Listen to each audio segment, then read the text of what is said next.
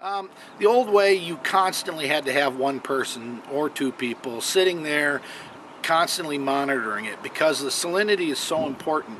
If your salinity is too low, it freezes. The liquid can freeze at a too low a temperature. If the salinity is too high, it'll freeze at a higher temperature. With the new system and the computer that constantly checks that salinity for us, we don't have to sit and watch it. We can cut it loose, and it'll actually has a red light on it that says, okay, it needs salt.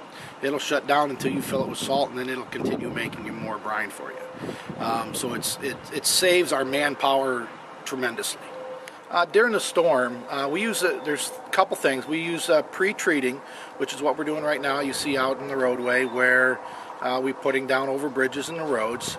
We also do a pre-wetting, which is pre-wetting is where we wet the salt at the spinner of the trucks, which allows us to activate the salt quicker.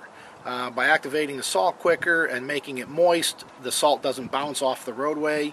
You can lose up to 40%, 50% of your salt with the bounce. With the pre-wetting and adding liquid at the spinner, we can only lose 4%. So it's a big cost savings. More material stays.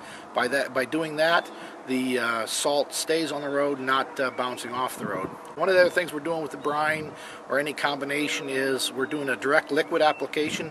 So if you're out on the highway and you see semis running around at night during the storms, we are treating the roadway during the storms with brine, and that is taking the place of salt.